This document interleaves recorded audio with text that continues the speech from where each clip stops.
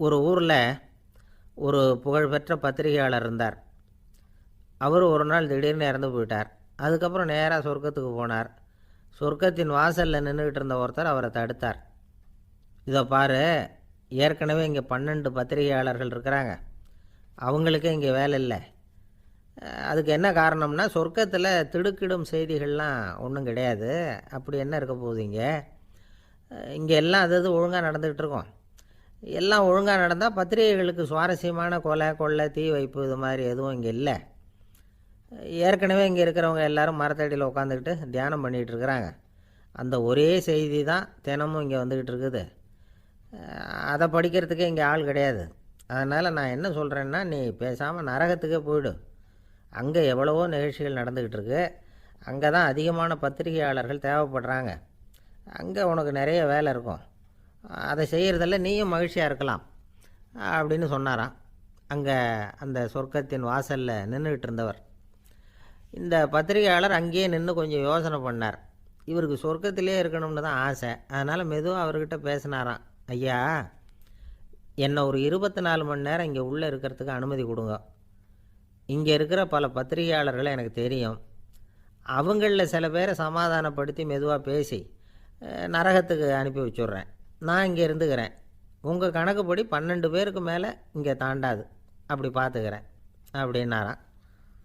அவரும் யோசனை பண்ணி பார்த்துட்டு, சரி அப்படியே உனக்கு அனுமதி கொடுக்குறேன், ஆனால் ஒரு விஷயம், 24 மணி நேரம் தான் அனுமதி, அதுக்குள்ளே எல்லாம் நடக்கணும் அப்படின்ட்டுருக்கார். சரின்னு சொல்லிவிட்டு இந்த பத்திரிகையாளர் உள்ளே போனார். யோசனை பண்ணார். திட்டம் போட்டு ஒரு பொருளையை கிளப்பி விட்டார். சக பத்திரிகையாளர்களெல்லாம் கூப்பிட்டு சொன்னாராம், இதை பாருங்கள், நரகத்தில் ஒரு பெரிய தினசரி பேப்பரை கொண்டுகிட்டு வர்றதுக்காக திட்டம் போட்டுக்கிட்டு இருக்காங்க. அதுக்கு பல அதிகாரிகள் தேவைப்படுறாங்க. நிறைய சம்பளம் கிடைக்கும். யார் யாரெல்லாம் நரகத்துக்கு போக ஆசைப்படுறாங்களோ அவங்கெல்லாம் போகலாம் அப்படின்னு ஒரு பொருளையை கிளப்பி விட்டார். 24 மணி நேரம் கழித்து வாசல் பக்கம் போனார். அங்கே இருந்தவர்கிட்ட எத்தனை பேர் வெளியேறினாங்கன்னு விசாரித்தாராம். அப்போ அவர் இவரை, நீ வெளியே போகக்கூடாது, முதல்ல உள்ளே தான் இருக்கணும் அப்படின்னு தடுத்தாராம். அப்புறம் சொன்னாராம், நீ சொன்ன செய்தியை கேட்டதும் இங்கேருந்த எல்லா பத்திரிகையாளர்களுமே நரகத்துக்கு போயிட்டாங்கப்பா, உள்ளே யாருமே இல்லை, அதனால் நீ உள்ளே இருக்கலாம் அப்படின்னாராம். இதை கேட்டதும் இந்த பத்திரிகையாளரே குழம்பி போயிட்டார். ஒருவேளை உண்மையிலேயே நரகத்தில் புதுசாக பத்திரிகை ஏதாவது ஆரம்பிக்க போகிறாங்களோ அப்படின்னு அவரே நினைக்க ஆரம்பிச்சிட்டாராம். அப்புறம் சொன்னாராம், ஐயா என்னை விட்டுருங்க, நான் நரகத்துக்கே போயிடுறேன், அங்கே ஏதோ விசேஷம் இருக்கணும் அப்படின்னாராம். இல்லைன்னா இத்தனை பேரும் ஒட்டு மொத்தமாக அங்கே போகிறதுக்கு சான்ஸே இல்லை, என்னை தடுக்காதீங்கன்னு கெஞ்ச ஆரம்பிச்சிட்டாராம். மற்றவங்க நம்பணுங்கிறதுக்காக ஒரு பொருளையை கிளப்பி விட்டார். கடைசியில் தானே அந்த பொருளைக்கு ஆளாயிட்டார். அதாவது பிறரை ஏமாற்றிய அவரது மனம் கடைசியில் அவரையே ஏமாற்ற ஆரம்பிச்சுட்டு பாருங்கள். நீங்கள் இப்படி அடுத்தவங்களை ஏமாத்துறதுக்கு உங்கள் மனசை பழக்கப்படுத்துகிறீங்க, ஆனால் கடைசியில் அதனால் நீங்களே ஏமாற்றப்படுகிறீர்கள் அப்படிங்கிறது பெரியவர்களுடைய புத்திமதி. அதனால் உங்கள் மனசுக்கிட்ட ரொம்ப எச்சரிக்கையாக இருங்கோ அப்படிங்கிறாங்க. நம்ம ஆளுங்க அங்கே போய் என்ன சொல்லுவாங்கன்னா, இதை பாரு, அங்கே போகாத இங்கே போகாதேன்னு பயமுறுத்துறது உண்டு. சில பேர் அங்கே பேய் இருக்குது, பிசாசு இருக்குது அப்படின்னு பொருளையை கிளப்பி விடுறது உண்டு. இருட்டு நேரம், காட்டு வழியாக ஒருத்தன் போய்கிட்டு இருக்கிறான். அங்கே பேய் பிசாசு நடமாட்டம் இருக்கிறதாக வதந்தி. இவன் பயந்துக்கிட்டே வேகமாக போகிறான். காடு முடிஞ்சு மெயின் ரோட்டுக்கு வந்து சேர்ந்தான். அப்பாடா, ஒரு பஸ்ஸு நின்றுக்கிட்டு இருக்கு தனியாக. இருட்டில் லேசாக தெரிஞ்சுது. ஓடி போய் ஏறி உள்ளே உட்காந்துக்கிட்டான். பயந்துக்கிட்டே போனவன் அப்புறம் தான் தெரியுது, உள்ளே யாருமே இல்லை, டிரைவரும் இல்லை, கண்டக்டரும் இல்லை, வேறு யாரும் இல்லை. இவனுக்கு பேய் பயம் அதிகமாக போட்டுது. ஏன்னா நடு ராத்திரி. இந்த நேரம் பார்த்து அந்த பஸ்ஸு தானே நகர ஆரம்பிச்சுதான். இவனுக்கு இன்னும் பயம் அதிகமாக போட்டுது. ஏன்னா டிரைவர் சீட்டு காலியாக இருக்குது, பஸ்ஸு நகருது. இவன் உடம்பு பூரா நடுங்க ஆரம்பிச்சுட்டுது. வீல்னு கத்தலாமான்னு பார்த்தான். அந்த நேரம் பார்த்து அவன் தோளில் ஒரு கை விழுந்துதான். திடுக்கிட்டு திரும்பி பார்த்துருக்குறான். அங்கே டிரைவர் நிற்கிறார். அவர் சொன்னாராம், ஏன்பா, ஏற்கனவே பஸ்ஸு பிரேக் டவுன், நாங்கள்லாம் பின்னாடி இறங்கி நின்று தள்ளிகிட்டு இருக்கிறோம், நீ மட்டும் ஜாலியாக ஏறி உக்காந்துக்கிட்டியா, இறங்கி வந்து தள்ளப்பா அப்படின்னாராம். இருட்டை கண்டா பயம் உண்டாவதே அது ஏன்? இப்படி ஒரு கேள்வியை ஒரு பெரியவர்கிட்ட கேட்டாங்க. அதுக்கு அவர் பதில் சொல்கிறார், மனிதனுடைய ஆதிகால வாழ்க்கையில் தொற்றிக்கொண்ட பயம் இது வேரூன்றி இருக்குது, இன்னமும் போகலை. 50,000 வருஷங்களுக்கு முன்னாடி மனுஷன் குகைகளில் வாழ்ந்தான். பகலில் பயம் இருக்காது, ராத்திரியில் மிருகங்கள் தாக்கும் கொல்லும், நிம்மதியாக தூங்கக்கூட முடியாது. அதனால் இந்த மனுஷனுக்கு இரவுன்னா மரணம் பயம் அப்படின்னு பழகி போச்சு. மனிதர்களுடைய எல்லா மனசையும் சேர்த்து மொத்தமாக ஒரு மனசு உண்டு. மனிதர்களுடைய நினைவு இந்த மொத்த மனசில் பதிஞ்சிருக்கு, பரவுது. இந்த மொத்த மனசில் இருட்டு பற்றிய பயம் பதிந்து நீடிக்குது அப்படிங்கிறார் அவர். இந்த காலத்தில் இரவை பகலாக்கிறதுக்கு எவ்வளவோ விளக்குகள்லாம் வந்தாச்சு. ராத்திரியிலேயும் மிருகங்கள் தாக்குங்கிற நிலைமை இல்லை. பாதுகாப்பான வீடுகள் விலங்குகளும் விலகி போயிட்டு, அதாவது விலங்குகள்லாம் விலகி போயிட்டுது, வீடுகளும் பாதுகாப்பாக இருக்குது. சரி, இருந்தாலும் அந்த பழங்கால பயம் இருட்டு பயம் இன்னமும் மனுஷனை விட்டு போகலை. இன்னொரு விஷயம் என்னென்னா, இருட்டிலேருந்து வெளிச்சத்துக்கு வராத மனிதர்களும் இன்றைக்கி அதிகம். ஒரு ஆள் ஆற்றுக்கு மீன் பிடிக்கிறதுக்காக போனான், இன்னும் விடியல. அதுக்குள்ளே வலையை எடுத்துகிட்டு கிளம்பி போயிட்டான். வெளிச்சம் வர்றதுக்கு முன்னாடியே போய் சேர்ந்துட்டான். விடிகிற வரைக்கும் என்ன பண்ணுறது, சும்மா கரையிலேயே உட்காந்து காலை ஆட்டிகிட்டு இருக்கிறான். காலில் ஏதோ ஒரு சின்ன மூட்டை தட்டுப்பட்டுது. இருட்டில் அது என்னன்னு சரியாக தெரியல. மூட்டைக்குள்ளே சின்ன சின்ன கல்லாக நிறைஞ்சிருக்குது. சும்மா பொழுது போகணுமேங்கிறதுக்காக இவன் அந்த மூட்டைக்குள்ளே இருந்து ஒவ்வொரு கல்லாக எடுத்து ஆற்றுல வீசிக்கிட்டு இருக்கிறான். விடிகிற வரைக்கும் வேறு வேலை இல்லைங்கிறதுனால எப்படி செஞ்சுக்கிட்டே உட்காந்துருக்கிறான். கிழக்க மெதுவாக வெளிச்சம் தெரிய ஆரம்பிச்சிது. பொழுது விடியறதுக்கான அறிகுறி. இதுக்குள்ளே அந்த மூட்டையில் இருந்த எல்லா கல்லையும் எடுத்து வீசி எறிஞ்சுட்டான். கடைசியாக ஒரே ஒரு கல் மட்டும்தான் கையில் பாக்கி இருந்தது. வெளிச்சம் வந்ததும் அந்த கல்லை பார்த்தான், அப்படியே திகைச்சு போயிட்டான். அடடா, இது வரைக்கும் தெரியாமல் தப்பு பண்ணிட்டோமே அப்படின்னு நினச்சான். ஏன் தெரியுமா, அவன் கையில் இருந்தது வெறும் கல் இல்லை, விலை வசந்த ரத்தன கல். அது இருட்டில் என்னென்னு புரியாததுனால மூட்டையில் இருந்த எல்லா ரத்தன கல்லையும் ஆற்றுல வீசி எறிஞ்சிருக்கிறான். இப்போ அவனுக்கு அழுகையே வந்துடும் போல இருந்தது. வாழ்க்கையை வசதி ஆக்கிக்கிறதுக்கான வாய்ப்பு அவனுக்கு இருந்தது. இருந்தாலும் இருட்டில் அதை இழந்துட்டான். அந்த வகையில் அவனுக்கு கொஞ்சம் அதிர்ஷ்டம் இருந்திருக்குது. அதாவது ஏதோ ஒரு வகையில் இருந்திருக்குது. அதனால தான் அந்த கடைசி கல்லை எரியறதுக்குள்ளே வெளிச்சம் வந்துட்டுது. பல பேருக்கு அந்த அளவு கூட அதிர்ஷ்டம் வர்றதில்லை. எல்லாத்தையும் வீசினதுக்கு அப்புறம் தான் வெளிச்சம் வரும். என்னென்னு விவரம் தெரியாமலே எழுந்திரிச்சு வந்துடுவாங்க. வாழ்க்கைங்கிறது ஒரு பெரிய புதையல். அதை புரிஞ்சிக்காமல் மனுஷன் அதை வீசி எரிஞ்சிக்கிட்டு இருக்கான் அப்படிங்கிறது தான் பெரியவங்க கருத்து. சில பேருக்கு புரிஞ்சுக்கிற நேரம் வரும், அதுக்குள்ளே வாழ்நாள்லாம் ஓடி போயிருக்கும். அதுக்கப்புறம் என்ன பண்ணுறது? நம்மால் ஒருத்தன் கையில் ஒரு சின்ன பையோடு வந்துக்கிட்டு இருந்தான். பை உள்ள ஏகப்பட்ட நகைகள் ரத்தன கல் எல்லாம் இருக்குது. வந்துக்கிட்டு இருந்தவன் திடீர்னு அந்த பையை அப்படியே ஒரு குளத்தில் வீசி எறிஞ்சுட்டான். மகான்கள் தான் இப்படி பற்று இல்லாமல் இருப்பாங்க. என்னங்க இது, விலை மதிப்புள்ள அந்த பையை இப்படி குளத்தில் வீசி எறிஞ்சுட்டீங்களே, இதுக்கு என்ன அர்த்தம் அப்படின்னு கேட்டார் அவன் கூட வந்தவர். அவன் மெதுவாக இவர் காதோட காதாக சொல்கிறான். ஒரு போலீஸ்காரர் பின்னாடி வந்துக்கிட்டு இருக்கிறார், அவர் போனதுக்கப்புறம் இதை எடுத்துக்குவேன் அப்படிங்கிறான். நம்மக்கிட்ட ஒருத்தன் தப்பாக நடந்துக்கிட்டானா உடனே நாம் என்ன செய்வோம்? கையை ஓங்கிட்டு அவனை அடிக்க போவோம். நாம் அவங்ககிட்ட அவனை விட ஒருபடி மேலே தப்பாக நடந்துக்குவோம். ஆனால் பெரியவங்கள்லாம் அப்படி நடந்துக்கிறது இல்லை. இன்னா செய்தாரை ஒருத்தல் அவர் நாண நன்னயம் செய்து விடல் அப்படின்னு வள்ளுவர் சொல்லியிருக்கார் இல்லையா? அதுக்கு தகுந்த மாதிரி நடந்துக்குவாங்க. பாயசித் விஸ்தாமிங்கிறவர் ஒரு பெரிய ஞானி. அவர் ஒரு நாள் ராத்திரி ரொம்ப நேரம் மசூதியில் இருந்துட்டு வீட்டுக்கு திரும்பி வந்துக்கிட்டு இருக்கிறார். வழியில் ஒரு குடிகாரன், அவன் கையில் ஒரு இசைக்கருவி, அதை கண்ணாபின்னான்னு மீட்டிக்கிட்டு வாய்க்கு வந்தபடியே என்னத்தையோ பாட்டுன்னு நினச்சிக்கிட்டு பாடிக்கிட்டு அவன் பாட்டுக்கு கிடக்கிறான் வழியில்.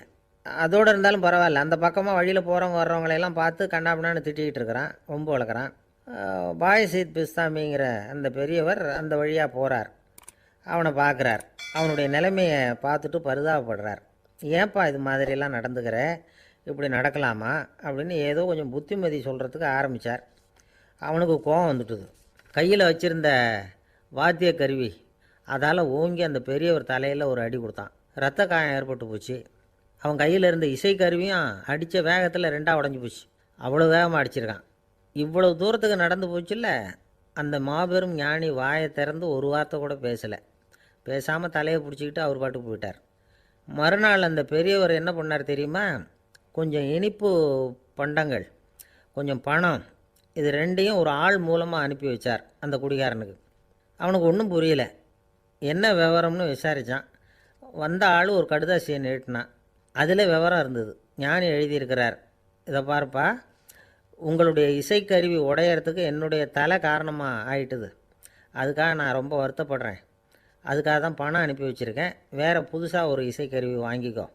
அப்புறம் இன்னொரு விஷயம், நேற்றுக்கு ராத்திரி என்கிட்ட ஏகப்பட்ட கசப்பான வார்த்தைகளை வந்து பேசினேன். இதோடு அனுப்பியிருக்கிற இனிப்பு பண்டங்களை சாப்பிட்டு உன்னுடைய நாவில் உள்ள கசப்பை மாற்றிக்கும் அப்படின்னு அதில் எழுதப்பட்டிருந்தது.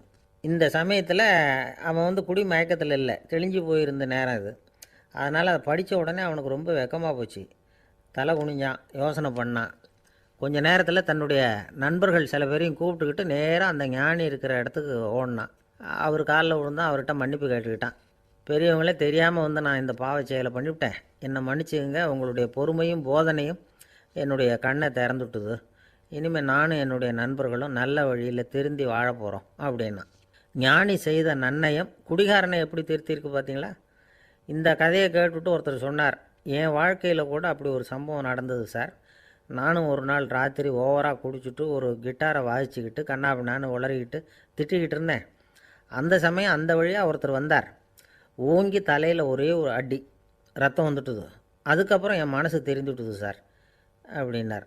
அப்படியா என்ன ஆச்சரியமா? ஆமாம் சார், அடி விழுந்தது அவர் தலையில் இல்லை, என் தலையில். வந்தவர் என்ன அப்படி அடிச்சுட்டார்.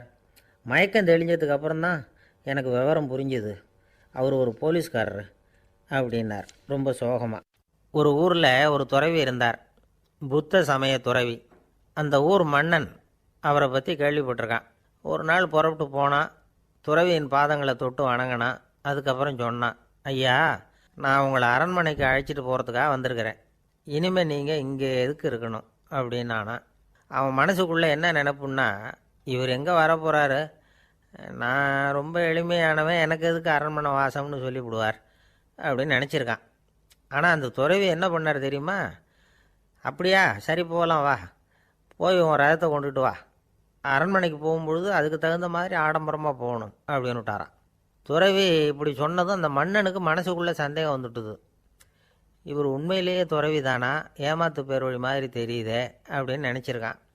இருந்தாலும் இனிமேல் என்ன பண்ணுறது, சொல்லியாச்சு. ரதத்தை கொண்டுகிட்டு வந்தான். துறவி ஏறி உக்காந்தார். பக்கத்தில் ராஜா. அவர் ரொம்ப உற்சாகமாக வரார், இவன் ரொம்ப சோர்ந்து போய் வரான். துறவி மரத்தடியிலேயே வாழ்ந்து பழக்கப்பட்டவர், அரண்மனையில் எளிமையாக ஒரு இடத்துல உக்காந்துக்குவார் அப்படின்னு நினச்சான். ஆனால் அப்படி இல்லை. அரண்மனைக்கு வந்த உடனே அந்த துறவி அதை கொண்டுட்டு வா, இதை கொண்டுட்டு வான்னு சொல்லி உத்தரவு போட ஆரம்பிச்சிட்டார். அரண்மனையில் இருந்தால் அரசனை மாதிரி இருக்கணும் அப்படிங்கிறார். ராத்திரி பூரா சௌகரியமாக தூங்கினார். பகலில் அரண்மனை தோட்டத்தில் உலாவ வேண்டியது, நீச்சல் குளத்தில் குளிக்க வேண்டியது, இப்படியே பொழுது போக்கிட்டு இருக்கிறார். அந்த அரண்மனையில் துறவி வந்து மகிழ்ச்சியாக இருக்கிறார். மன்னனால் அப்படி இருக்க முடியல. அவருக்கு எந்த கவலையும் இல்லை, இவனுக்கு அரசாங்க கவலைகள். துறவி அப்படி இருக்கிறத இவனால் தாங்கிக்க முடியல. ஒரு நாள் அவர்கிட்டயே போய், நான் உங்ககிட்ட கொஞ்சம் பேசணும்னு நானாம். துறவி பார்த்தார். நான் இந்த அரண்மனைக்கு வரும்பொழுதே நீ என்னமோ என்கிட்ட கேட்கணும்னு நினச்ச, ஏன் காலதாமதம், நீ அனாவசியமாக உன்னையே தொந்தரவு பண்ணிகிட்ருக்கிற, நீ கவலையாக இருக்கேங்கிறது எனக்கு புரியுது. நான் மரத்தடியில் இருந்தப்போ கூட என்னை அடிக்கடி வந்து சந்திச்சுக்கிட்டு இருப்பேன், ஏதாவது விளக்கம் கேட்குறது உண்டு. இங்கே வந்த பிறகு என்னை சந்திக்கிறது கூட அபூர்வமாக போயிட்டுது. நீ இப்போ என்ன கேட்க போகிறேங்கிறது எனக்கு தெரியும், இருந்தாலும் கேள் அப்படின்னாராம். வேற ஒன்றும் இல்லைங்க, இப்போ உங்களுக்கும் எனக்கு என்ன வித்தியாசம்? 2 பேரும் அரண்மனையில் தான் இருக்கிறோம். நீங்கள் மகிழ்ச்சியாக இருக்கிறீங்க, நான் அப்படி இருக்க முடியல. இவ்வளவுக்கும் நீங்கள் முன்னாடி இருந்தது மாதிரி இல்லை. தினமும் தங்கத்தேர் கேட்குறீங்க, உயர்தரமான ஆடைகள் அணியிறீங்க, சுவையான சாப்பாடு. இப்படி இருக்கிறப்போ உங்களுக்கும் எனக்கு என்ன வித்தியாசம்? இதுதான் மன்னனுடைய கேள்வி. இதுக்கு பதில் சொல்கிறேன், என் கூட புறப்பட்டு வா, இந்த நகரத்துக்கு வெளியில் போவோம் அப்படின்னு சொல்லி அரசனை கூப்பிட்டுக்கிட்டு ஊர் எல்லைக்கு வந்து சேர்ந்தார் துறவி. அங்கே போய் சொன்னார், இதை பாருப்பா, இந்த இடத்த தான் தேடிக்கிட்டு இருந்தேன், இனிமேல் நான் வந்து திரும்பி வரப்போகிறதில்ல, நீ என்னோட வர்றியா திரும்பி போறியா அப்படின்னார். நான் எப்படிங்க உங்கள் கூட வர முடியும்? என்னுடைய நாடு, என்னுடைய சொத்துக்கள், மனைவி, மக்கள் எல்லாத்தையும் விட்டுட்டு எப்படிங்க வர்றதுன்னா. இப்போ அந்த துறவி சொன்னார், இப்போ வித்தியாசத்தை தெரிஞ்சுக்கிட்டியா? நான் அரண்மனையில் இருந்தேன், எல்லா வித பொருள்களும் உடையவனாக இருந்தேன், ஆனால் எதையும் சொந்தம் கொண்டாடுறவனாக இருக்கல. ஆனால் நீ அப்படி இல்லை, எல்லாத்தையும் சொந்தம் கொண்டாடிக்கிட்டு இருக்கிற. இதுதான் நமக்குள்ள வித்தியாசம் அப்படின்னு சொன்னார். அரண்மனை ஆடைகளை அப்படியே களைஞ்சார், அரசங்கிட்ட கொடுத்தார். உன்னுடைய ஆடைகளை நீயே வச்சுக்கோன்னார். அவர் பாட்டுக்கு நடந்து போனார், திரும்பியே பார்க்கல. அரசனுக்கு அப்போ தான் தன்னுடைய அறியாமை விளங்குச்சான். இதிலேருந்து நாம் புரிஞ்சிக்க வேண்டியது என்னென்னா, இந்த உலகத்தில் எத்தனையோ பொருள்கள், அதையெல்லாம் முறையாக பயன்படுத்தினா மகிழ்ச்சி. அதை விட்டுட்டு அதுக்கெல்லாம் சொந்தம் கொண்டாட ஆரம்பித்தா கவலை. நம்ம ஆட்கள் சொந்தம் கொண்டாடுற விதமே தனி. ஒரு ஆள் இன்னொருத்தங்கிட்ட ஒரு கொடை கடன் வாங்கியிருந்தான், திருப்பி கொடுக்கல. கொடையை கொடுத்தவன் கேட்டான், என்கிட்ட கடன் வாங்கினிய கொடை, அதை கொஞ்சம் திருப்பி தர்றியான்னா. அது உனக்கு இப்போ அவசரமாக தேவைப்படுதா அப்படின்னு கேட்டான் இவன். எனக்கு தேவைப்படலை, அந்த கொடையை நான் யாருக்கிட்ட வாங்கியிருந்தேனோ அவனுக்கு இப்போ அது அவசரமாக தேவைப்படுது அப்படின்னு நானான் அந்த ஆள். அந்த ஆளுக்கு பேச தெரியாது, அவர்கிட்ட கொஞ்சம் எச்சரிக்கையாக நடந்துக்கோ அப்படின்னு சொல்கிறது உண்டு. அப்படின்னா என்ன அர்த்தம்? அவர் இன்னமும் குழந்தையாகவே இருக்கிறாரு, இன்னும் பேச்சு வரலன்னு அர்த்தம்? அப்படி இல்லை, அவருக்கு நாகரிகமாக பேச தெரியலன்னு அர்த்தம். பேசுறதுங்கிறது மனுஷனால் மட்டுமே முடியக்கூடிய ஒரு காரியம்.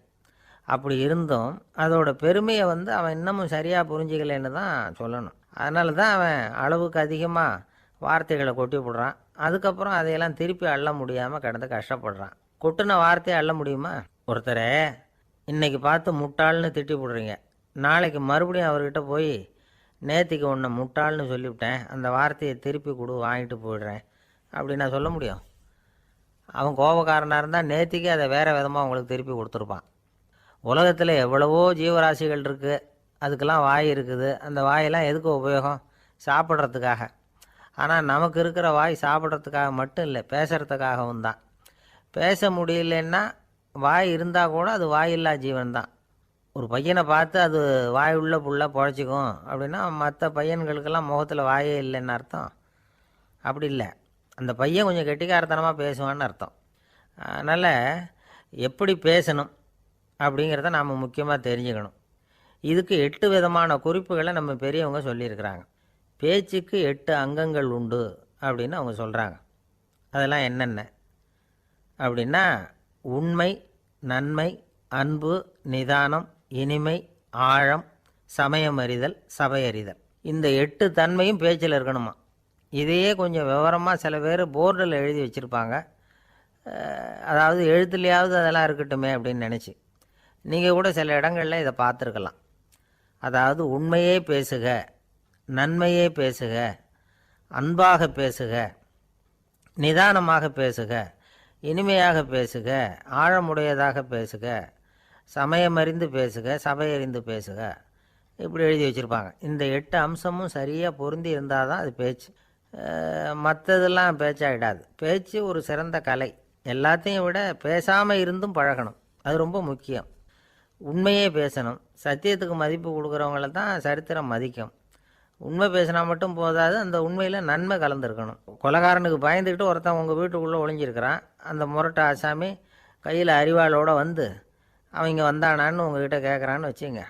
உண்மை தான் உயர்வு தரும் அப்படின்னு நினச்சிக்கிட்டு, ஆமாம் உள்ளே தான் இருக்கிறான், அடுப்பங்கரையில் குதிருக்கு பின்னாடி உட்காந்துருக்கிறான், போய் பிடிச்சிட்டு போங்க அப்படின்னு சொல்லுவீங்க?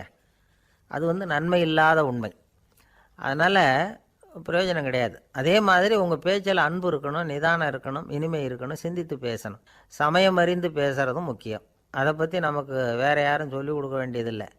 எந்த நேரத்தில் யாருக்கிட்ட எப்படி பேசினா காரியம் நடக்கும் அப்படிங்கிறது நமக்கு நல்லா தெரியும். அது கைவந்த கலை. அவையறிந்து பேசுகிற திறமை பேச்சாளர்களுக்கு ரொம்ப அவசியம். அது இல்லைன்னா நிலைமை பரிதாபமாகிடும். ஒரு பேச்சாளர் ரொம்ப மும்முரமாக பேசிக்கிட்டே இருந்தாராம். ரொம்ப நேரம் நிறுத்தவே இல்லை, பேசிக்கிட்டே இருக்கிறார். சபையில் இருந்தவங்கெல்லாம் ஒவ்வொருத்தராக எழுந்திரிச்சு போய்கிட்டே இருக்கிறாங்க. கடைசியில் 2 பேர் தான் அக்கறையாக பேசுகிறவரை கவனிச்சிக்கிட்டு உட்காந்துருந்தாங்களாம். மேடையில் பேசிக்கிட்டு இருந்தவர் அவங்கள பார்த்து சொன்னாராம், எனக்கு கூட்டம் முக்கியம் இல்லை, எவ்வளவு பேர் என் பேச்சை கேட்குறாங்க அப்படிங்கிறது முக்கியம் இல்லை. நீங்கள் 2 பேராவது ஊக்கமாக என்னை கவனிச்சிக்கிட்டு உட்காந்துருக்குறீங்க, அது போதும். உங்களுக்காகவே நான் பேசிக்கிட்டு இருக்கிறேன் அப்படின்னார். இதை கேட்டதும் உட்காந்துருந்த 2 பேரில் ஒருத்தர் எழுந்திரிச்சு, அப்படி இல்லைங்க, நாங்கள் 2 பேரும் நீங்கள் பேசி முடித்த உடனே தொடர்ந்து பேச வேண்டிய ஆளுங்க, அதுக்காக தான் காத்துக்கிட்டு இருக்கிறோம், சீக்கிரம் முடிங்க அப்படின்னாங்களாம். இன்பம் துன்பம் இது 2ம் சேர்ந்தது தான் வாழ்க்கை. இது எல்லாரும் சொல்லிகிட்டு இருக்கிற ஒரு உண்மை. அது சரி, இது 2ம் வர்றதுக்கு என்ன காரணம்? துறவி ஒருத்தர் யோசித்து பார்த்துருக்கார். இன்ப துன்பம் தோன்றுவதற்கு முக்கியமாக 6 காரணங்கள் உண்டு அப்படிங்கிறார் அவர். அது என்னங்கிறத நாமளும் தெரிஞ்சு வச்சுக்குவோமே. இப்போ முதல் காரணம் சுயநலம். ஒரு தாயார் தன்னுடைய சுயநலம் கருதி தன்னுடைய மகன் இன்பமாக இருக்கணும்னு ஆசைப்படுறாங்க. மகனும் அப்படியே ஆசைப்படுறான். அதனால் தாயாரின் இன்ப துன்பங்களை பார்த்துட்டு மகனும் இன்ப துன்பம் அடையிறான். அந்த அம்மாவுக்கும் அதே நிலைமை தான். ரெண்டாவது காரணம் உறவு. நான் துறவியான பிறகு கூட உறவுங்கிற காரணத்தினால தான் தாயாருடைய சுக துக்கங்களை கண்டு நானும் சுக துக்கம் அடைகிறேன். என் தாயாருடைய நிலைமையும் இதுதான் அப்படிங்கிறார் ஒரு துறவி. மூணாவது காரணம் என்னென்னா அறிமுகம். எனக்கு அறிமுகமான ஒருத்தரை ரயில் நிலையத்தில் சந்திக்கிறேன். அவர் தன்னுடைய பணப்பையை எங்கேயோ தொலைச்சி விட்டு வருத்தப்பட்டுக்கிட்டு இருக்கிறார். நானும் வருத்தப்படுறேன். அந்த சமயத்தில் யாரோ ஒருத்தர் இதுதானே அவங்க பணப்பை அப்படின்னு சொல்லி கொண்டாந்து நீட்டுறார். பணப்பையை தொலைச்சவர் சந்தோஷப்படுறார், நானும் சந்தோஷப்படுறேன். இது அந்த துறவி சொல்கிற அனுபவம். நாலாவது காரணம் என்னென்னா கருணை. எனக்கு முன்னே பின்னே தெரியாத ஒருத்தனை யாரோ ஒருத்தன் அடித்து காயப்படுத்தி போடுறான். கருணை காரணமாக நான் அதுக்காக துக்கப்படுறேன். அஞ்சாவது காரணம் எதையும் நம்புறது. ஒரு பசுமாட்டை ஒரு முரணை அடிச்சுக்கிட்டு இருக்கிறான் அப்படின்னு ஒருத்தர் வந்து நம்மகிட்ட சொல்கிறாருன்னு வைங்க, உடனே நான் துக்கப்படுறேன். இன்னொருத்தர் வந்து அந்த முரணனை போலீஸ்காரங்க பிடிச்சிட்டு போயிட்டாங்கன்னு சொல்லி சொல்கிறார், நான் உடனே சந்தோஷப்படுறேன். மூணாவதாக ஒருத்தர் வந்து முதல் 2 பேரும் சொன்னது பொய்யுங்கிறார். அப்போ நான் இன்ப துன்பம் ரெண்டுமே இல்லாமல் நிம்மதியாக இருக்கிறேன். இது ஒரு விதம். அடுத்தது 6வது காரணம் என்னென்னா தன்மயமாகுதல். ஒரு நாவல் படிச்சுக்கிட்டு இருக்கிறோம், அதில் வர்ற பாத்திரங்களோட நாம் ஒன்றி போயிடுறோம். அதில் வர்ற பாத்திரங்கள் சிரிச்சுதுன்னா நாமளும் சிரிக்கிறோம், அது அழுதுன்னா நாமளும் அழறோம். அதெல்லாம் வந்து அந்த துறவி சொல்கிற அனுபவ உண்மைகள். இன்ப துன்பம் இது ரெண்டும் தோன்றுவதற்கு சுயநலம், உறவு, அறிமுகம், கருணை, எதையும் நம்புறது, தன்மயமாகிறது, இது எல்லாம் தான் முக்கிய காரணம் அப்படின்னு அவர் சொல்கிறார். ஆகக்கூடி ஒட்டு மொத்தமாக யோசனை பண்ணி பார்த்தா பிற பொருள்கள் மீது பற்றுதல் காரணமாக தான் நாம் வந்து இன்ப துன்பம் அடையிறோம் அப்படிங்கிறத புரிஞ்சிக்க முடியுது. மனுஷன் வந்து இன்ப துன்பம் அடையிறதுக்கு 7வது காரணம் கூட ஒன்று உண்டு அப்படின்னு சொல்லிகிட்டே வந்தார் ஒருத்தர். அது என்ன அப்படின்னு கேட்டோம். அதுதான் சார் இந்த நீங்கள் சொல்லிட்டு வர்ற இன்று ஒரு தகவல்னார். எப்படி சொல்கிறீங்கன்னு கேட்டோம். இன்று ஒரு தகவல் கேட்க ஆரம்பிக்கிறப்போ மனசில் இன்பம், ஆரம்பித்த உடனே இது ஏற்கனவே கேட்ட சமாச்சாரமாச்சே அப்படின்னு நினைக்கிறப்போ துன்பம் அப்படின்னு அதுக்கு ஒரு விளக்கம் கொடுத்தார் அவர். கடற்கரை ஓரமாக ஒரு பெரியவர் கையால் மணலை கீறிக்கிட்டே உட்காந்துருக்கிறார். என்னத்தையும் தேடிட்டு இருக்கிறது மாதிரி தெரிஞ்சுது. மெதுவாக கிட்டத்தில் போய் என்னத்தை தேடிட்டு இருக்கிறீங்க அப்படின்னு கேட்டோம். அவர் சாவகாசமாக நிமிர்ந்து பார்த்து நிம்மதியை தேடிட்டு இருக்கிறேன்னார். நாங்கள் ஒரு மாதிரி ஆகிட்டோம். இருந்தாலும் சமாளிச்சுக்கிட்டு, சார் மணலில் வந்து கிழிஞ்சல் தான் கிடைக்கும், நிம்மதி கிடைக்காது அப்படின்னோம். சரி, இன்றைக்கி வசமாக நம்மகிட்ட ஒரு ஆள் மாட்டிக்கிட்டார் அப்படின்னு நினச்சி அவர் பக்கமாக போய் உட்காந்துக்கிட்டு கதை சொல்ல ஆரம்பிச்சிட்டோம். ஒரு பெரிய மன்னர் இருந்தார். அவருக்கு எல்லா வசதியும் இருந்தது. இருந்தாலும் ஒரே ஒரு குறை. அது என்னென்னா நிம்மதி இல்லைங்கிற குறை. அரண்மனையில் தினமும் கலை நிகழ்ச்சி, நாட்டியம் எல்லாம் நடந்துக்கிட்டு தான் இருந்தது. இருந்தாலும் நிம்மதி இல்லை. சரி, நிம்மதி எங்கே கிடைக்கும் அப்படின்னு தேட ஆரம்பித்தார். உடனே அதுக்கான முயற்சிகளில் தீவிரமாக இறங்கினார். நாட்டில் உள்ள தத்துவ மேதைகளெல்லாம் கூப்பிட்டுக்கிட்டு வர சொன்னார். எல்லாரும் வந்து சேர்ந்தாங்க. அவங்கள பார்த்து நிம்மதி எங்கே இருக்குது அப்படின்னு விசாரித்தார். அவங்களுக்கு அது தெரிஞ்சால் ஏன் இப்படி ராஜா முன்னாடி வந்து நின்றுட்டு இருக்க போகிறாங்க? ராஜாவோட கேள்விக்கு ஒவ்வொருத்தரும் ஒவ்வொரு மாதிரி விளக்கம் கொடுக்க ஆரம்பிச்சிட்டாங்க. எந்த பதிலும் ராஜாவுக்கு திருப்தி அளிக்கக்கூடிய அளவுக்கு இல்லை. சரி, போயிட்டு வாங்கன்னு சொல்லி அவங்களெல்லாம் அனுப்பி வச்சுட்டார். ஒரு நாள் அவர் மாளிகையில் உப்பருகையில் நின்றுக்கிட்டு இருக்கிறார். அந்த சமயத்தில் தெருவில் ஒரு பிச்சைக்காரன் ரொம்ப உல்லாசமாக பாட்டு பாடிக்கிட்டே போய்கிட்டு இருக்கிறான். குரலில் ஒரு சந்தோஷம், நடையில் ஒரு மிடுக்கு. அவங்ககிட்ட கொஞ்சம் கூட கவலை இருக்கிறதா தெரியல. உடனே ராஜா அதை பார்த்தார். ஏவலாளிகளை வந்து கைதட்டி கூப்பிட்டார். உடனே ஓடி போய் அந்த பிச்சைக்காரனை இங்கே அழைச்சிட்டு வாங்கன்னு உத்தரவு போட்டார். இவங்க உடனே ஓடி போய் அவனை கூப்பிட்டாங்க. அரண்மனைக்கு வாழ்ந்தாங்க. அவன் வரல. அரண்மனைக்குள்ளே அடி எடுத்து வைக்க மாட்டேன்னு சொல்லிவிட்டான். ராஜா கிட்ட வந்து விஷயத்தை சொன்னாங்க. அவருக்கு ரொம்ப ஆச்சரியம், இப்படி ஒரு ஆள் இருக்கிறானா அப்படின்னு. சரி, அவன் என்ன தான் சொல்கிறான் அப்படின்னு விசாரித்தார். இவங்க மறுபடியும் தெருவுக்கு போய் கேட்டாங்க. என்னை பார்க்கணும்னா ராஜா விருப்பப்பட்டார்னா அவரை வேணும்னா இங்கே வர சொல்லுங்க அப்படின்னு சொல்லிவிட்டான். அதை வந்து ராஜா கிட்ட சொன்னாங்க. அவருக்கு கோபம் வரல. இவ்வளவு சுதந்திர உணர்வோடு இருக்கிறவன் சாதாரண ஆளாக இருக்க முடியாது அப்படின்னு நினச்சார். உடனே கிடுகிடுன்னு இறங்கி தெருவுக்கு வந்தார். பிச்சைக்காரங்கிட்ட போனார். நீ கவலைப்படாமல் சந்தோஷமாக பாடிக்கிட்டு போறியே, அது எப்படி முடியுது உன்னால் அப்படின்னு கேட்டார். ஏன் அப்படி கேட்குறீங்கன்னு அவன், அதுக்கு இல்லை, எனக்கு அரண்மனையில் எவ்வளவோ சுகபோகங்கள்லாம் இருக்குது, இருந்தாலும் நிம்மதி இல்லை. இது ஏன்னு எனக்கு தெரியல. இந்த தேசத்தில் உள்ள அறிஞர்களை எல்லாம் கூப்பிட்டு கேட்டு பார்த்துட்டேன், அவங்களுக்கும் தெரியல. உன்னை கேட்டால் தெரியும்னு நினச்சேன், அதனால தான் சந்திக்கிறதுக்கு ஆசைப்பட்டேன். ஆனால் நீ வரமாட்டேன்னு விட்டியே அப்படின்னார். பிச்சைக்காரன் கடகடன்னு சிரிக்க ஆரம்பிச்சிட்டான். மகிழ்ச்சிக்கும் உங்களுக்கும் தடையாக இருக்கிறது இந்த மாளிகை தான். இதை விட்டுட்டு வெளியில் வந்துட்டா நிம்மதி தேடிட்டு வந்துடும்னா. நான் அரசன், எனக்குன்னு கடமைகள் இருக்குது, அதையெல்லாம் விட்டுட்டு எப்படி வர முடியும்னார் ராஜா. ரெண்டும் ஒரே நேரத்தில் கிடைக்கணுங்கிறது முடியாத காரியம். உங்கள் சுகபோகத்துக்கு விலையாக தான் உங்கள் நிம்மதியை கொடுத்துக்கிட்டு இருக்கிறீங்க. என்ன பாருங்க, என்கிட்ட எதுவும் இல்லை, அதனால் எதுவும் போயிடுமோங்கிற பயமும் இல்லை, நிம்மதியாக இருக்கிறேன் அப்படின்னா அவன். ராஜா உடனே சந்தோஷப்பட்டு தன்னுடைய மேலங்கியை எடுத்து அவனுக்கு பரிசாக கொடுத்தாரான். அவன் சிரிச்சுக்கிட்டே அதை வாங்க மாட்டேன்னு விட்டானான். இதை நீங்கள் எனக்கு கொடுக்கறதுனால எந்த பயனும் இல்லை, அதே நேரத்தில் அதை வாங்கிக்கிட்டேன்னா அடுத்த வினாடியிலேருந்து அதை எப்படி காப்பாற்றுறதுங்கிற கவலை எனக்கு வந்து சேர்ந்துடும், அப்புறம் தூக்கம் வராது, நிம்மதி போயிடும் அப்படின்னானா. சொல்லிவிட்டு அவன் பாட்டுக்கு சந்தோஷமாக பாடிக்கிட்டே போயிட்டான். நிம்மதி எங்கே இருக்குங்கிறதையும் ராஜா தெரிஞ்சுக்கிட்டார். அந்த இடத்துக்கு தன்னால் போக முடியாதுங்கிறதையும் அவர் புரிஞ்சுக்கிட்டார். இப்படி இந்த கதையை அந்த கடற்கரையில் மணலை கீறிக்கிட்டே உட்காந்துருந்தார அந்த பெரியவர்கிட்ட சொல்லி முடித்தோம். அவர் முகத்தில் ஒரு தெளிவு தெரிஞ்சுது. எங்களை நிமிர்ந்து பார்த்தார்.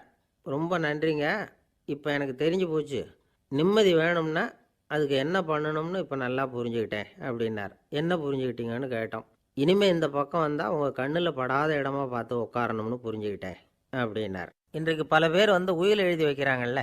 இந்த உயில்னா என்ன? அதாவது ஒரு நபர் தனக்கு பின்னாடி தன்னுடைய சொத்துக்கள் யாருக்கு போய் சேரணும்னு நினைக்கிறாரோ அந்த நினைப்பை சட்டப்படி உறுதிப்படுத்துறது தான் உயில். சரி, உயிலை யார் எழுதலாம்? 18 வயசு பூர்த்தியான யாரும் உயில் மூலமாக சொத்துக்களை விநியோகிக்கலாம். கண் பார்வை இல்லாதவங்க, காது கேளாதவங்க, வாய் பேச முடியாதவங்க, இவங்கெல்லாம் கூட உயில் எழுதி வைக்கலாம். புத்தி சுவாதீனம் இல்லாதவங்க கூட சில சமயம் புத்தி தெளிவாக இருந்தால் உயில் எழுதலாமா. குடிபோதையில் இருக்கிறவங்க, தாங்கள் என்ன செய்கிறோங்கிறது தெளிவாக அறிய முடியாதவங்க, நோய் நொடியில் இருக்கிறவங்க, இவங்கெல்லாம் உயில் எழுத முடியாது. ஒருத்தரை நிர்பந்தப்படுத்தி ஏமாற்றி அல்லது சுய நினைவில்லாத ஒருத்தர்கிட்ட எழுதி வாங்கி வைக்கிற உயில் செல்லாது. உயிலை இந்த முறையில் தான், இந்த படிவத்தில் தான் எழுதணும்னு சட்டத்தில் விதி எதுவும் கிடையாது. இதுக்கு முத்திரை கட்டணமும் கிடையாது. உயிலை வெற்று காகிதத்தில் எழுதலாம். அச்சடிக்கணும், டைப் அடிக்கணுங்கிற அவசியம் கூட இல்லை. கையாலேயே கூட எழுதலாம். எழுதி இருக்கிறது புரியணும், அவ்வளவுதான். குறைந்தபட்சம் 2 சாட்சிகளை வச்சுக்கிட்டு உயில் எழுதுகிறவர் அதில் கையெழுத்து போடணும். கையெழுத்து போட தெரியாதுன்னா இடது கை பெருவிரல் ரேகை வைக்கலாம். உயில் சாசனத்துக்கு சாட்சிகள் கையெழுத்து இல்லைன்னாலும் அது செல்லாது. அப்புறம் ப்ரிவிலேஜ்டு வில் அப்படின்னு இருக்கு, அதுக்கு மட்டும் சாட்சிகள் தேவையில்லை. அது என்னென்னா, இந்த விமானப்படை, கப்பல் படை அல்லது யுத்தத்தில் பணிபுரியும் நபர்கள் அவங்கெல்லாம் இருக்கிறாங்க இல்லையா, அப்படிப்பட்டவங்க எழுதுகிற உயில் அது. அதுக்கு சில விசேஷ சலுகைகள் உண்டு. ஒருத்தர் முதல்ல ஒரு உயில் எழுதி வைக்கிறார், அதுக்கப்புறம் மனசு மாறி போகுது, அது வேணாம்னு நினைக்கிறார், ரத்து செஞ்சுடலாம். அதுக்கப்புறம் வேறு உயிலும் எழுதலாம். உயிரோடு இருக்கிற வரைக்கும் எத்தனை தடவை வேணும்னாலும் உயில் எழுதலாம். கடைசியாக எழுதப்பட்ட உயில் சட்டப்படி சரியாக இருந்தால் அதுதான் அமலுக்கு வரும். சரி, எழுதுகிற உயிலை ரகசியமாக வச்சுருக்கிறது எப்படி? இது ஒரு கேள்வி. இதுக்கு என்ன செய்யணும்னா, ஒருத்தர் உயிலை எழுதினதுக்கு அப்புறம் அவர் தானாவோ அல்லது அங்கீகரிக்கப்பட்ட முகவர் மூலமாகவோ, அதாவது ஒரு ஏஜெண்ட் மூலமாகவோ, ஒரு கவரில் போட்டு சீல் வச்சு கவர் மேலே தன்னுடைய பெயரை எழுதி அல்லது அந்த ஏஜெண்ட் பெயரை எழுதி கவர் மேலே என்ன அடக்கம் செய்யப்பட்டிருக்கு, உள்ளே என்ன இருக்குது அப்படிங்கிற விவரம்லாம் எழுதி சார் பதிவாளர்கிட்ட ஒப்படைக்கலாம். இதுக்கு கட்டணம் உண்டு. அதுக்கப்புறம் எப்போ தேவைப்படுதோ அப்போ ஒரு மனு கொடுத்து அந்த கவரை திரும்ப வாங்கிக்கலாம். இப்போ எழுதுகிற உயிலை இவ்வளவு நாளுக்குள்ளே பதிவு செய்யணுங்கிற கால வரையறை உண்டா அப்படின்னு ஒரு கேள்வி வரலாம் இல்லையா? எப்போ வேணும்னாலும் பதிவு செய்யலாம். நம்மால் ஒருத்தர் ஒரு நாள் ரொம்ப அவசரமாக வந்தார். இந்த உயில் எழுதுறது சம்பந்தமாக பூரா விவரமும் எனக்கு உடனே தெரியணும்னார்.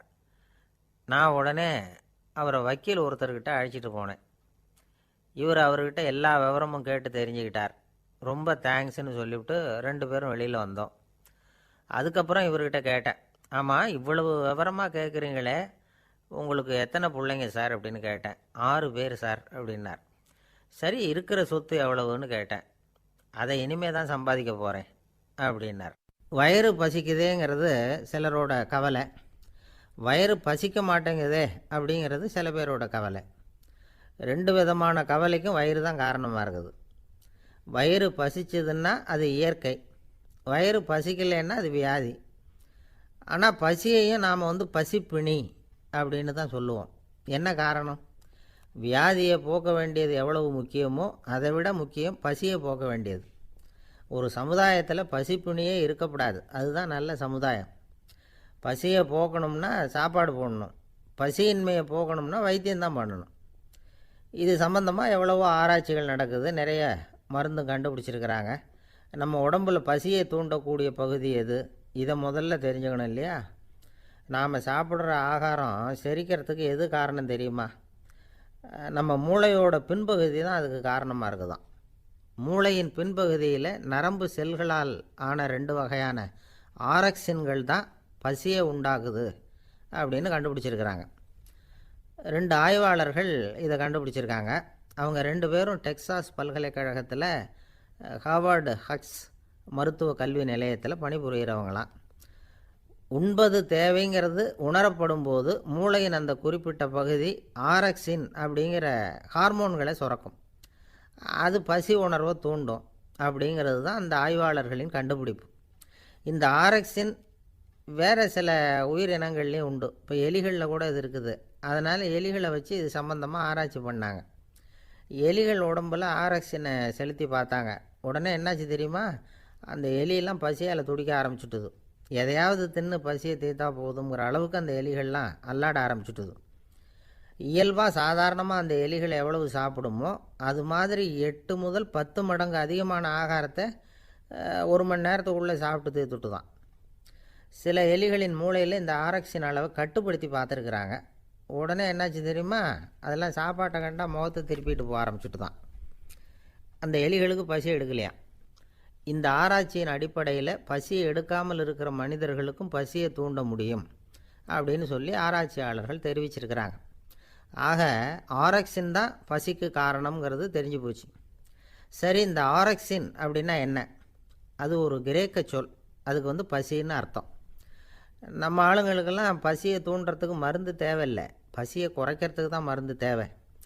ஒரு அம்மா டாக்டரை தேடி வந்தாங்களாம்.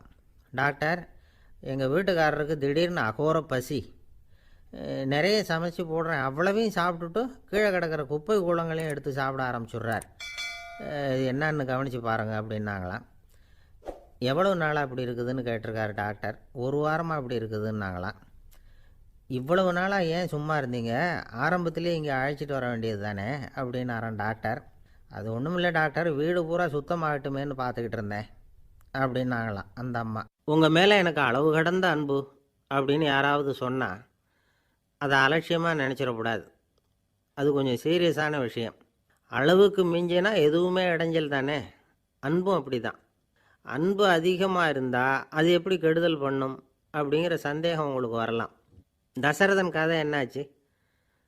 கைகேயி மேலே வச்ச அளவு கடந்த அன்பு ராமன் காட்டுக்கு போகிறாப்புல ஆகிட்டுதில்ல. தசரதன் எப்பேற்பட்ட அரசன்? விஸ்வாமித்திரர் சொல்கிறார், என்ன மாதிரி முனிவர்களுக்கும் தேவர்களுக்கும் ஏதாவது கஷ்டம் வந்தால் முதல்ல முருகன்கிட்ட போவோம், அப்புறம் பரமசிவனை போய் பார்ப்போம், அதுக்கப்புறம் திருமால்கிட்ட போவோம், அப்புறம் பிரம்மன் இந்திரன் இவங்களெல்லாம் போய் பார்ப்போம், இவங்களாலையெல்லாம் முடியலன்னா கடைசியில் அயோத்திக்கு வருவோங்கிறார். உன்னை விட்டால் வேற கதி உண்டோ அப்படின்னு தசரதனை பார்த்து விஸ்வாமித்திரரே சொல்கிறார். அப்பேற்பட்ட அரசன் தசரதன் கைகேயி காலில் விழறான். உன் பாதங்களை தொட்டு கெஞ்சி கேட்டுக்கிறேன், ராமனை காட்டுக்கு அனுப்பாதேங்கிறான். தசரதனுடைய இந்த நிலைமைக்கு என்ன காரணம்? அவன் கைகேயி மேலே வச்ச அளவு கடந்த அன்பு தான் காரணம். இப்போ சொல்லுங்கள், அன்பாக இருந்தாலும் அது அளவுக்கு மீறி போனால் கெடுதல் பண்ணுமா பண்ணாதா? அது மட்டும் இல்லை, அளவு கடந்த அன்பு நீதிக்கும் நியாயத்துக்கும் புறம்பான காரியங்களையும் செய்ய வச்சிரும். தசரதன் மிகச்சிறந்த நீதிமான், தர்மத்துக்கு விரோதமாக ஒரு காரியமும் செய்யாதவன். அப்பேற்பட்டவன் தன்னுடைய மனைவியை பார்த்து என்ன சொல்கிறான் தெரியுமா? உனக்காக நான் என்ன செய்யணும்னு சொல்லி செய்கிறேன், ஒரு குற்றமும் செய்யாத ஒருத்தனை கொல்லணுமா கொல்கிறேன், மரண தண்டனை விதிக்கப்பட்ட ஒருத்தனை விடுதலை செய்ய சொல்கிறியா செய்கிறேன், எந்த பிச்சைக்காரனையாவது கோடீஸ்வரனாக சொல்கிறியா ஆக்கிறேன், அல்லது கோடீஸ்வரனை பிச்சைக்காரன் ஆக்கணுமா ஆக்கிறேன் அப்படிங்கிறான். நீதிக்கு விரோதமான இந்த பாவங்களை செய்யறதுக்கு அப்பேற்பட்ட அரசன் எப்படி துணிஞ்சான்? மனைவி பேரில் வச்ச அளவு கடந்த அன்பு தான் காரணம்.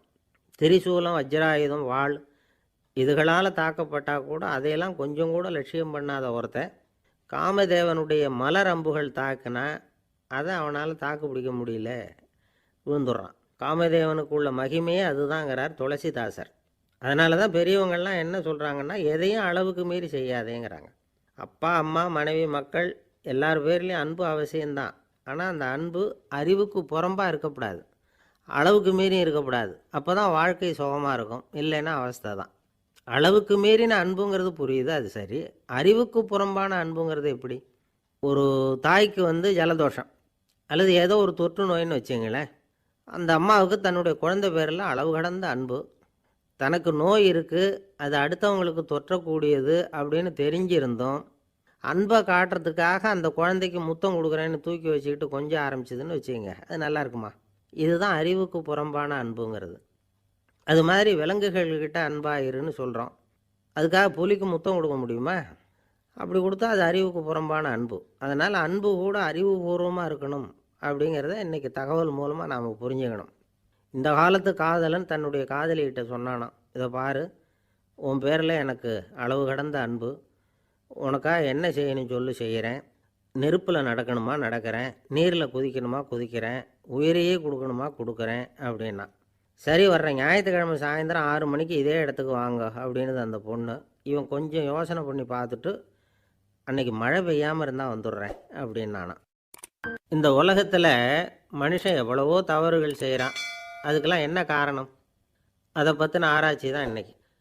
இதுக்கு ஆராய்ச்சி என்னத்துக்கு, அது தெரிஞ்ச விஷயந்தானே அப்படின்னு நீங்கள் நினைக்கலாம். ஆனால் அப்படி அலட்சியமாக இந்த விஷயத்தை விட்டுறக்கூடாது. பொதுவாக எல்லோரும் நினைக்கலாம், எது சரி எது தவறு அப்படின்னு தெரியாததுனால தான் மனுஷன் தப்பு பண்ணுறான் அப்படின்னு. ஆனால் அப்படி சொல்லிட முடியாது. மனுஷன் தெரிஞ்சே தான் தவறுகள் பண்ணுறான். இப்போ உதாரணத்துக்கு, ஒரு சாலையில் இடது பக்கம் போக வேண்டிய ஒருத்தர் நடுக்கோட்டை தாண்டி வலது பக்கமாக வண்டியை ஓட்டிகிட்டு போகிறாருன்னு வச்சுக்கோங்க. என்னப்பா இது தப்பு இல்லையா அப்படின்னு அவர்கிட்ட கேட்டால், அதெல்லாம் எனக்கு தெரியும், நீ உன் வேலையை பார்த்துட்டு போ அப்படிம்பார். வலது பக்கமாக போகிறது தப்புன்னு தெரிஞ்சே தான் அவர் அப்படி செய்கிறார், அப்படி போகிறார். பெரிய உத்தியோகத்தில் இருக்கிறவங்க கூட லஞ்சம் வாங்குறாங்க. அவங்களுக்கெல்லாம் லஞ்சம் வாங்குறது தப்புன்னு தெரியலன்னு அர்த்தம்? திருடுறது தப்புன்னு தெரியாமலாம் மனுஷன் திருடுறான்? நல்லாவே தெரியும். நீங்கள் வேணும்னா கேட்டு பாருங்கள், வேறு வழி இல்லை அதனால தான் திருடுறேன்பா. திருடுறது ஒரு புண்ணியமான காரியம்னு திருடனே கூட சொல்ல மாட்டான். திருடுறது தவறுங்கிறது திருடனுக்கு தெரியும் அப்படிங்கிறத விளக்கிறதுக்காக ஒரு பெரியவர் ஒரு கதை சொன்னார். அதாவது 2 திருடர்கள் 2 பேரும் சேர்ந்து ஒரு வீட்டுக்கு போய் ஒரு 10,000 ரூபாயை திருடிக்கிட்டு வந்துடுறாங்க. ஒரு காட்டு வழியாக வந்துக்கிட்டு இருக்கிறாங்க. இன்னும் விடியல. 2 பேருக்கும் தூக்கம் கண்ணை சுற்றுது. சரி, இப்படியே ஒரு மரத்தடியில் படுத்து தூங்குவோம், காலையில் விடிஞ்சதும் இந்த பணத்தை 2 பேரும் பங்கு போட்டுக்குவோம் அப்படின்னு முடிவு பண்ணுறாங்க. அதே மாதிரி படுத்து தூங்குறாங்க. நடு ராத்திரியில் ஒரு திருடன் முழிச்சிக்கிறான். விடிகிற வரைக்கும் காத்துக்கிட்டு இருந்தால் 5,000 ரூபா தான் கிடைக்கும், இப்போவே கம்பி நீட்டினா 10,000 ரூபா கிடைக்கும் அப்படின்னு யோசித்து பார்த்துட்டு ஒரு முடிவுக்கு வந்தான். மெதுவாக அந்த 10,000த்தையும் சுருட்டிக்கிட்டு அடுத்தவனுக்கு தெரியாமல் ஓடி போயிட்டான். விடியுது. அடுத்தவன் எழுந்திரிச்சு பார்க்குறான். பணத்தையும் காணலை, பாகஸ்தனையும் காணலை. இந்த திருடன் அந்த திருடனை திட்டுறான், திருட்டு பய, அயோக்கிய பய, இப்படி அநியாயமாக கிளப்பிட்டு போட்டானே அப்படிங்கிறான். இதிலேருந்து என்ன தெரியுது? தெரியாமல் எடுத்துக்கிட்டு போகிறது திருட்டு, அயோக்கியத்தனம், அநியாயம் அப்படிங்கிறது இவனுக்கு தெரிஞ்சிருக்குது. அதனால தான் அடுத்தவனை பார்த்து இப்படி திட்டுறான். அதனால் தெரியாததுனால மனுஷன் தவறு பண்ணுறான்னு சொல்கிறது சரியில்லை. அப்படின்னா மனுஷன் பண்ணுற தவறுகளுக்கு உண்மையான காரணம் தான் என்ன? இதே சந்தேகம் அர்ஜுனனுக்கும் வந்துதான். அதனால தான் அவன் பகவானை பார்த்து கேட்குறான், மனுஷன் தன் விருப்பத்துக்கு விரோதமாக ஏதோ ஒரு சக்தியினால் பலாத்காரமாக இழுக்கப்பட்டது மாதிரி பாவம் பண்ணுறானே, அந்த சக்தி என்ன அப்படின்னு கேட்குறான். இதுக்கு பகவான் பதில் சொல்கிறார், காமமும் குரோதமும் தான் அந்த சக்திகள், அதாவது ஆசையும் சினமும். இது 2ம் உன்னுடைய எதிரிகள் அப்படிங்கிறத புரிஞ்சுக்கோ அப்படிங்கிறார். இன்னமும் நுணுக்கமாக பார்த்தா காமத்தினுடைய மறு உருவங்கள் தான் குரோதமும் லோபமும். ஆசை நிறைவேறலைன்னா குரோதம், அதாவது கோபம். ஆசை நிறைவேறிட்டதுன்னா லோபம், அதாவது பேராசை.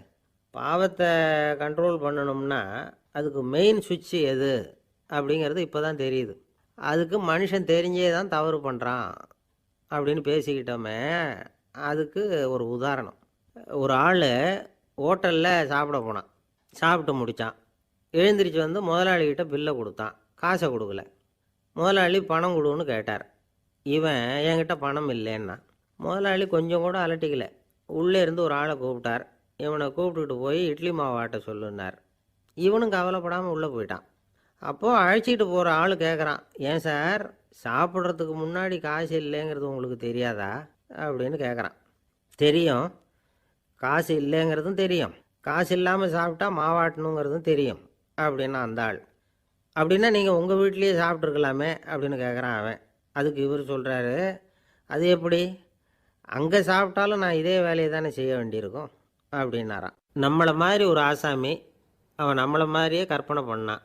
அதாவது நாம் தான் இந்த உலகத்தில் ரொம்பவும் கஷ்டப்படுறோம், மற்றவங்கள்லாம் சந்தோஷமாக இருக்கிறாங்க அப்படின்னு அவன் நினச்சிக்கிட்டான். அவன் ஒரு நாள் கடவுளை வேண்டிக்கிட்டானான், சுவாமி இந்த உலகத்தில் எவ்வளவோ பேர் இருக்கிறாங்க, ஒவ்வொருத்தருக்கும் ஒவ்வொரு விதமான கஷ்டம் இருக்கலாம், ஒத்துக்கிறேன், இருந்தாலும் எனக்கு அது கொஞ்சம் அதிகமாக இருக்கிறது மாதிரி தெரியுது. அதனால் நீங்கள் எனக்காக ஒரு சின்ன உதவி செஞ்சால் போதும். அது வேறு ஒன்றும் இல்லை, என்கிட்ட இருக்கிற துயரங்களை இன்னொருத்தர் யாருக்கிட்டையாவது கொடுத்துருங்க, அவர்கிட்ட இருக்கிற துயரங்களை என்கிட்ட மாற்றி கொடுத்துருங்க, ஒரு மியூச்சுவல் ட்ரான்ஸ்ஃபர், அவ்வளவுதான், அப்படி பண்ணிவிட்டா போதும் அப்படின்னு வேண்டிக்கிட்டானான். அன்னைக்கு ராத்திரியே அவன் ஒரு கனவு கண்டிருக்கான். வானத்திலேருந்து ஒரு குரல் கேட்டிருக்கு. அது என்ன சொல்லிச்சு தெரியுமா? ஏ ஜனங்களே, எல்லாரும் அவங்கவுங்க கஷ்டங்களை ஒரு பையில் போட்டு எடுத்துக்குங்க, அப்படி எடுத்துக்கிட்டு நேராக இந்த ஊர் எல்லையில் இருக்கிற கோயிலுக்கு வந்து சேருங்க அப்படின்னுது அந்த குரல். ஆஹா, கடவுள் நம்ம பிரார்த்தனைக்கு செவி சாய்ச்சுட்டார் அப்படின்னு சந்தோஷப்பட்டான் இவன். உடனே என்ன பண்ணான், தன்கிட்ட இருந்த கஷ்டத்தையெல்லாம் ஒரு சாக்கு பையில் போட்டு எடுத்துக்கிட்டான். வீட்டை விட்டு வெளியில் வந்தான். தெருவில் இறங்கி நடக்கிறான். அங்கே பார்த்தா ஏகப்பட்ட பேர் ஆளுக்கு ஒரு பையை தூக்கிக்கிட்டு கோயிலுக்கு போய்கிட்டு இருக்கிறாங்க. சில பேர் மூட்டையாக கட்டி தலையில் சுமந்துக்கிட்டு போய்கிட்டு இருக்கிறாங்க. இவன் பார்த்தான். இவனுக்கு ரொம்ப ஆச்சரியமாக இருந்தது. ஏன்னா எல்லாரும் வச்சிருக்கிற பை இவன் பையை விட பெருசாக இருந்தது. இவன் பை தான் இருக்கிறதுலே கொஞ்சம் சின்னதாக தெரிஞ்சுது. இப்போ அவன் மறுபடியும் சாமியை வேண்டிக்கிட்டான், கடவுளே இப்போ உள்ள சூழ்நிலையை கவனித்தா என்கிட்ட இருக்கிற பையே பரவாயில்லன்னு தோணுது, அதனால் வேற பை எதையும் மாற்ற வேணாம், இதுவே பரவாயில்ல, இந்த பையோடு திரும்பி வீட்டுக்கு போனால் போதும்னு நினைக்கிறேன் அப்படின்னு எதோ நினைக்க ஆரம்பிச்சுட்டான் அவன். எல்லோரும் கோயிலுக்கு போய் சேர்ந்தாங்க. கோயிலில் அந்த குரல் மறுபடியும் கேட்டுது. எல்லாரும் அவங்கவுங்க பைகளை சோகத்தில் தொங்க விடுங்க, திடீர்னு விளக்குகள் அணையும், மணி அடிக்கப்படும், அதுதான் அடையாளம். அந்த சமயத்தில் இருட்டில் உங்களுக்கு வேண்டிய பையை நீங்கள் மாற்றி எடுத்துக்கலாம், தேர்ந்தெடுத்துக்கலாம். வெளிச்சம் இருக்கிறப்பவே உங்களுக்கு பிடிச்ச பைக்கு பக்கமாக பார்த்து நீங்கள் நின்றுக்கலாம் அப்படின்னு சொல்லி விவரம் சொல்லிச்சான் அந்த குரல். அப்படி சொன்னதுக்கப்புறம் திடீர்னு விளக்கு அணைஞ்சிது, மணி அடிச்சுது. கொஞ்ச நேரம் கழித்து மறுபடியும் விளக்குகள்லாம் எரிஞ்சுது. இப்போ பார்த்தா எல்லாரும் அவங்கவுங்க பையையே கெட்டியாக பிடிச்சிக்கிட்டு நிற்கிறாங்க. இவனும் அப்படியே நிற்கிறான். இவன் மெதுவாக பக்கத்தில் நிற்கிறவங்ககிட்ட கேட்டானா, ஏன் நீங்கள் பையை கையிலேயே வச்சுருக்கிறீங்க, செவுத்தில் மாட்டலையா அப்படின்னு கேட்டிருக்கான். இல்லைப்பா, நீ ஏன் கையிலேயே வச்சுருக்கிறியோ அதே காரணத்துக்காக தான் நாங்களும் வச்சுருக்குறோம். நம்ம கவலைகளை பற்றி நமக்கு ஓரளவுக்காவது தெரியும், ஆனால் மற்றவங்க கவலைகள் நமக்கு பரிச்சயம் இல்லாதவை, பழக்கம் இல்லாதது. அதனால் நமக்கு தெரிஞ்ச கவலைகளை சமாளிக்கிறது சுலபம். தெரியாததை சமாளிக்கணும்னா மறுபடியும் ஆரம்பத்திலேருந்து ஆரம்பிக்கணும். அதனால் பழைய நண்பர்களோடு வாழறது தான் மேல் அப்படின்னு நானான். அதுக்கப்புறம் அவன் தன்னோட பையே போதும்னு வீட்டுக்கு திரும்பி வந்துட்டானான். இது ஒரு பெரியவர் சொல்லியிருக்கிற கதை. அதனால் நம்மக்கிட்ட இருக்கிற கஷ்டங்கள் தான் பெருசு, அதை இன்னொருத்தங்கிட்ட கொடுத்துட்டு மாற்றிக்கலாம் அப்படின்னு நினைக்கிறது தப்பு. இதே மாதிரி இன்னொரு சம்பவம். ஒரு ஊரில் ஒரு நாள் ராத்திரி ஆகாயத்திலேருந்து கடவுள் குரல் கேட்குது. இந்த ஊரில் இருக்கிற ஜனங்கள்லாம் கொஞ்சம் கவனிங்க, உங்களுக்கு ஒரு செய்தி. அதாவது இங்கே இருக்கிற ஜனங்கள்லேயே கொஞ்சம் கூட கவலையே இல்லாத ஆள் யாருன்னு எனக்கு தெரியணும். அதனால் எல்லாரும் அவங்கவுங்க கவலைகளை ஒரு பையில் போட்டு எடுத்துக்கிட்டு கோயிலுக்கு வாங்க அப்படின்னார் கடவுள். உடனே வரிசையாக எல்லாரும் வர ஆரம்பித்தாங்க. எல்லார் கையிலையும் பை இருந்தது, சின்னதும் பெருசுமா. கவலையே இல்லாத ஆள் யாருன்னு தேடினார் கடவுள். ஒரே ஒரு ஆள் மட்டும் கையில் எதுவும் இல்லாமல் வெறும் கையை வீசிக்கிட்டு ரொம்ப ஜாலியாக நடந்து வந்துக்கிட்டு இருந்தான். கடவுள் அவங்ககிட்ட போனார். ஏன்ப்பா உனக்கு கவலையே இல்லையா அப்படின்னு கேட்டார். எனக்கும் சில கவலைகள்லாம் உண்டு அப்படின்னு அவன். எங்கே அதெல்லாம்னு கேட்டிருக்கார் கடவுள். பின்னாடி லாரியில் வந்துக்கிட்டு இருக்கு அப்படின்னு அவன். சங்கீத வித்வான்களில் பல வகை உண்டு. சில குறிப்பிட்ட ராகங்களை பாடுறதில் அவங்களுக்கு பெருமை வர்றது உண்டு. ஆனால் ஒருத்தர் இருந்தார், அவரால் ஒரு ராகத்துக்கே பெருமை வந்தது. அந்த ராகத்தை அவர் வாசித்து கேட்கணும் அப்படின்னு சொல்லுவாங்க. அது என்ன ராகம்னா தோடி ராகம். சரி, அந்த வித்வான் யாருன்னா அவர் தான் திருவாவடுதுறை ராஜரத்னம் பிள்ளை. பேராசிரியர் கல்கி ஒரு சமயம் தம்முடைய பத்திரிகையில் எழுதினாராம். அதை அப்படியே படிக்கிறேன் கேளுங்களேன். ஆகா, ஸ்ரீ ராஜரத்னம் பிள்ளையின் தோடி ஆலாபனையை முதலில் கேட்டபோது அவருடைய கற்பனையை விட்டு தள்ளுங்கள். நம்முடைய மனதில் என்னென்ன இன்பமயமான கற்பனைகள் எல்லாம் உதித்தன. குழந்தை தாயிடம் கொஞ்சம் குரலை கேட்டோம், அன்னை குழந்தையிடம் கொஞ்சம் குரலை கேட்டோம், ரதியும் மன்மதனும் பேசிக்கொண்ட காதல் மொழிகளை கேட்டோம், முருகன் சிவபெருமான் செவிகுளிர மொழிந்த உபதேசத்தை கேட்டோம், கலைமகள் கவிஞனுக்கு அருளிய ஆசி மொழிகளை கேட்டோம், நாரத முனிவருடைய தம்பூரா சுருதியை கேட்டோம், ராவணன் தன் எலும்பை ஒடித்து வீணையாகச் செய்து வாசித்த கானத்தை கேட்டோம், கானப்பறவைகளின் கலகல ஒலியை கேட்டோம், கோலக்குயில்களின் குரல் இனிமையை கேட்டோம். இப்படிலாம் பேராசிரியர் கல்கி விமர்சனம் எழுதியிருக்கிறார். திருவாவடுதுறை ராஜரத்னம் பிள்ளை அவர்களுடைய வாசிப்பை கேட்டுட்டு டிஎன் ராஜரத்னம் பிள்ளை இறந்து போனார். அப்போது கவிஞர் கண்ணதாசன் எழுதினார், செவியனில் ஓடி எங்கள் சிந்தையில் ஓடி இந்த புவியெல்லாம் ஓடி நின்பார் பொங்கிய தோடி வேறெங்கு எவரிடம் போகும் ஐய இனியதை காப்பார் யாவர் அவிந்தனின் சடலத்தோடே அவிந்தது தோடிதானும் அப்படின்னு எழுதினாராம். அந்த அளவுக்கு அவருடைய தோடியை ரசித்தவர்கள் உண்டு. அதே மாதிரி தோடின்னா என்னன்னு தெரியாமலே அவரை ரசித்தவங்களும் அந்த காலத்தில் உண்டு. அதாவது ஒரு பெரிய சபையில் இவர் வாசிச்சுக்கிட்டு இருக்கிறார். பாதியில் ஒரு பெரிய மனுஷன் உள்ளே வந்தார். அவர் உடம்புல பட்டு வேஷ்டி, ஜருகை, அங்கவஸ்திரம், வாயில் வெத்தலை, வாசனை புகையில, காதில் வைரக்கடுக்கன், கழுத்தில் தங்க சங்கிலி, கை விரல் பூரா மோதிரம், கையில் ஒரு வெள்ளி வெத்தலை புட்டி, உதவிக்கு 2 பேர் பக்கத்தில். இவ்வளவு பந்தாவோடு வரார் கச்சேரி கேட்குறதுக்கு. இப்படி வந்தவர் முதல் வரிசையில் உட்கார்ந்தார்.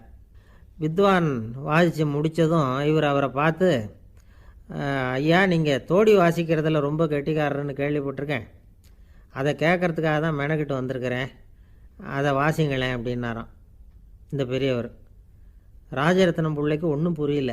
ஏன்னா இது வரைக்கும் அவர் வாசிச்சுக்கிட்டு இருந்ததே அந்த தோடி ராகத்தை தான். அதை வாசித்து முடித்ததும் அதை வாசிங்களேன்னு இவர் கேட்குறார். அப்படின்னா இவரோட ஞானம் எப்படிப்பட்டது? இவ்வளவும் கேட்டுவிட்டு இப்படி கேட்குறாரே அப்படின்னு அவர் யோசிச்சிருக்கிறார் ராஜரத்னம் பிள்ளை. உடனே என்ன பண்ணார் தெரியுமா?